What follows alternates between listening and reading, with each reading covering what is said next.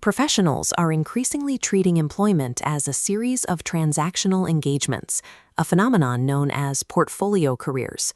The era of lifelong corporate loyalty has largely been replaced by these short-term specialized stints. This shift disrupts the psychological contract, the unwritten set of mutual expectations between an employer and an employee. When workers can no longer expect long-term stability, their immediate commitment drops, creating organizational instability. Employee turnover functions as a severe, systemic drain on corporate profitability, moving beyond a simple morale issue into a measurable financial hemorrhage. Losing employees in a 31-agent call center at a 60% turnover rate compounds a $21,551 single-agent replacement cost into an annual loss over $400,000. The real weight isn't visible recruitment fees, but intangible costs, lost productivity, reworking errors, and supervisory coaching. Because these costs scale so aggressively, talent management cannot be left to chance. It requires a rigorous discipline of systems engineering to optimize every stage of the employee lifecycle. High voluntary turnover signals a failure in the organization's career management system, while poorly managed dismissals open the firm to severe legal vulnerabilities. Organizational strategies frequently fail because the workforce's actual behaviors aren't aligned with the business model. Fresh Thyme Farmers Market, seen here, serves as a primary example of successful alignment between strategy and talent. Their strategy of offering fresh, local organic foods requires employees to act as proactive health evangelists rather than passive clerks. To maintain this specific behavior, the company must integrate its recruitment, selection, and training practices. They target workers who genuinely care about nutrition and then build their career paths around that expertise. Executing a specialized strategic goal is impossible with generic talent systems. The life cycle must be custom-built to match the firm's specific requirements. When a system fails to engage workers, they begin job withdrawal, actions intended to place physical or psychological distance between themselves and their work environment. Quitting marks the end of a withdrawal process that often begins months earlier with mental absence. The early stages involve psychological withdrawal. Indicators include daydreaming at the desk, taking undeserved breaks, and neglecting secondary tasks. The employee is physically present but cognitively absent. If this temporary mental detachment fails to resolve the employee's dissatisfaction, they move toward permanent physical withdrawal, the resignation. The stay interview acts as a diagnostic intervention to catch this process early. Managers use these sessions to map an employee's current state of engagement before they detach. Unlike anonymous group surveys, a stay interview is a direct, one-on-one conversation. It allows a manager to address specific concerns and head off problems before they quit. Proactive engineering requires diagnosing the early symptoms of withdrawal, rather than waiting for data from an exit interview after the talent is lost. Organizations use an employee career development plan to formalize an employee's future. This matrix plots individual performance data against personal career preferences and developmental needs. By identifying these intersection nodes, the firm can target training where it provides the highest return for both parties.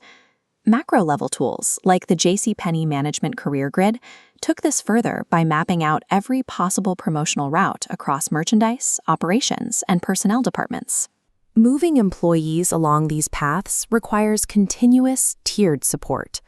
Coaching focuses on the short term, educating subordinates on how to execute daily tasks more effectively.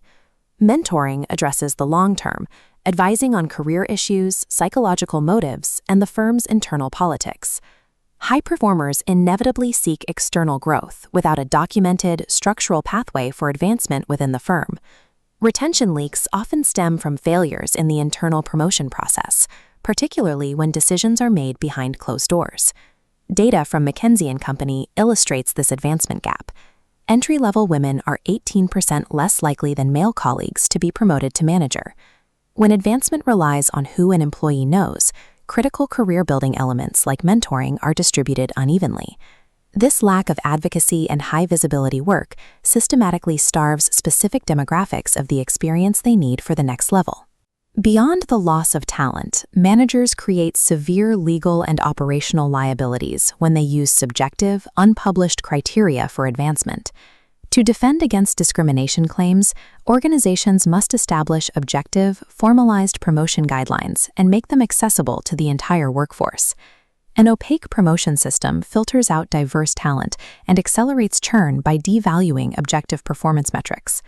Even an optimized talent system eventually requires involuntary separations, whether due to misconduct, poor performance, or changing business needs.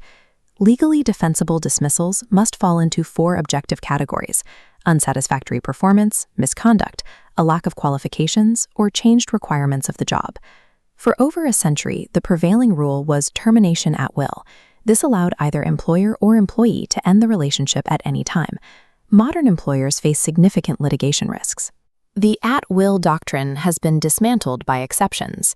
First, statutory exceptions prohibit firing based on characteristics like race or gender. Second, common law exceptions. Courts often find implied contracts exist based on employee handbooks. Finally, public policy exceptions prohibit firing an employee for reporting safety violations. Treating at-will status as a blanket protection is a catastrophic legal error for any modern organization. To protect the firm, dismissals must be executed through a series of engineered procedural safeguards. Every separation requires a documented sequence, regular written appraisals, clear warnings, and a formal opportunity for the employee to improve. Before any dismissal is finalized, managers must clear a strategic checklist.